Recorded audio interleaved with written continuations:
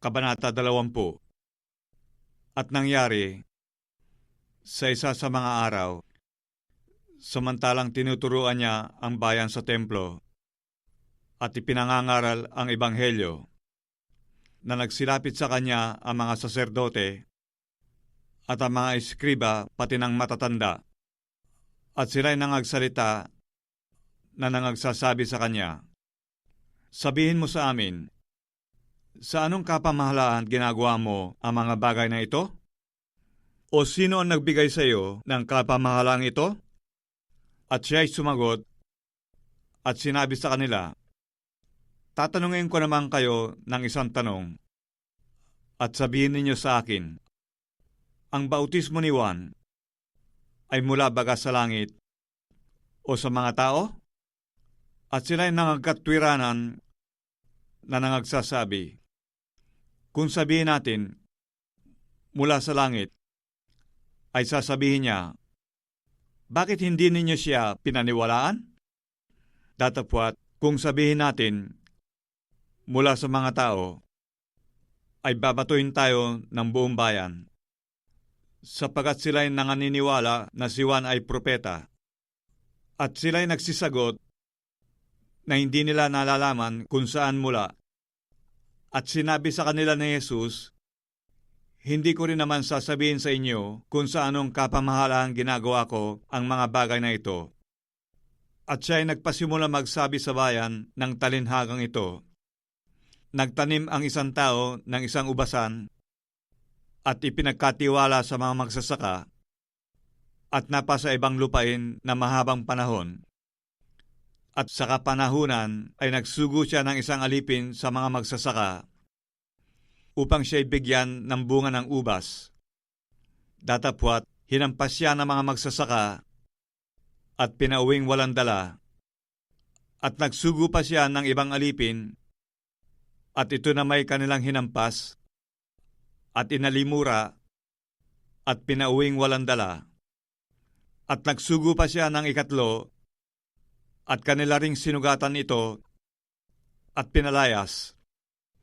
At sabi ng Panginoon ng ubasan, "Anong gagawin ko? Aking susuguin ang minamahal kong anak. Marahil siya'y igagalang nila." Datapwat, nang makita siya ng mga magsasaka, ay nangagsang-usapan sila na sinasabi, "Ito ang tagapagmana, ating siyang patayin upang ang mana ay maging atin." At itinaboy nila siya sa ubasan at pinatay siya. Ano nga kaya ang gagawin sa kanila ng Panginoon ng ubasan? Paroroon siya at pupuksayin niya ang mga magsasakang ito at ibibigay ang ubasan sa mga iba. At nang marinig nila ito, ay sinabi nila, "Huwag nawang mangyari." Datapwat, kanyang tinitigan sila at sinabi, "Ano nga baga ito na nasusulat? Ang batong itinakwil ng nangatatayo ng gusali ay siya ring ginawang pangulo sa panulok? Ang bawat mahulog sa ibabaw ng batong yaon ay madudurog. Datapwat, sino mang kanyang malagpakan ay kanyang pangangalating gaya ng alabok." At pinagsisikapang siyang hulihin sa oras ding yaon ng mga eskriba at ng mga pangulong saserdote. At sila'y nangatatakot sa bayan, sapagkat nahalata nila na sinabi niya ang talinhagang ito laban sa kanila.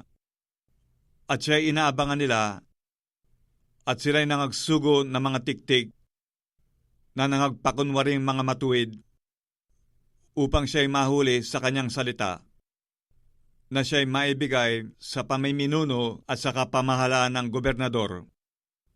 At kanilang tinanong siya na sinasabi, "Guro, nalalaman namin na ikaw ay nagsasabi at nagtuturo ng matuwid, at wala kang itinatangging tao, kundi itinuturo mo ang katotohanan ng daan ng Diyos. Matuwid bagang kami ay bumuwis kay Cesar o hindi?" Datapwat, napagkilala niya ang kanilang lalang at sinabi sa kanila, "Pagpakitaan ninyo ako ng 1 denaryo kanino ang larawan at ang nasusulat dito?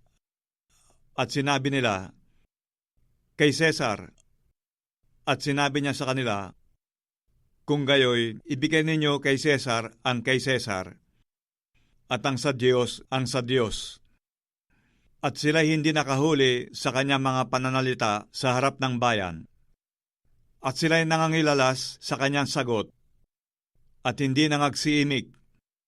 At may lumapit sa kanyang ilan sa mga Saduseo na nagsisipagsabi na walang pagkabuhay na maguli. At kanilang itinanong sa kanya na sinasabi, Guro, isinulat sa amin ni Moises na kung ang kapatid na lalaki ng isang lalaki ay mamatay, na may asawa, at siya'y walang anak, ay kunin ng kanyang kapatid ang asawa, at bigyang anak ang kanyang kapatid. Mayroon ngang 7 lalaking magkakapatid, at nag-asawa ang panganay, at namatay na walang anak, at ang pangalawa, at ang pangatlo'y nag-asawa sa bao, at gayon din ang 7 man ay hindi nag-iwan ng mga anak, at nangamatay. Pagkatapos ay namatay naman ang babae. Sa pagkabuhay na magulinga, kanino sa kanila magiging asawa kaya ang babaeng yaon? Sapagkat siya'y naging asawa ng 7. At sinabi sa kanila ni Jesus, nagsisipag-asawa ang mga anak ng sanglibutang ito at pinapag-aasawa. Datapwat, ang mga inaaring karapat-dapat magkamit ng sanglibutang yaon at ng pagkabuhay na maguli sa mga patay ay hindi mag-aasawa ni papag-aasawahin, sapagkat hindi na sila maaaring mga matay pa, sapagkat kahalintulad na sila ng mga anghel at sila'y mga anak ng Diyos, palibhasa ay mga anak ng pagkabuhay na maguli. Datapwat, tungkol sa pagbabangon ng mga patay, ay pinakikilala rin naman ni Moises sa mababang punong kahoy nang tinawag niya ang Panginoon na Diyos ni Abraham at Diyos ni Isaac at Diyos ni Jacob. Siya nga hindi Diyos ng mga patay, kundi ng mga buhay, sapagkat nangabubuhay sa Kanya ang lahat.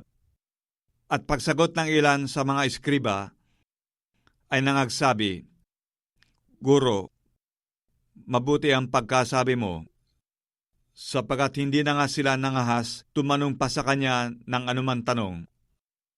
At Kanyang sinabi sa kanila, paano sinasabi nila na ang Kristo ay anak ni David?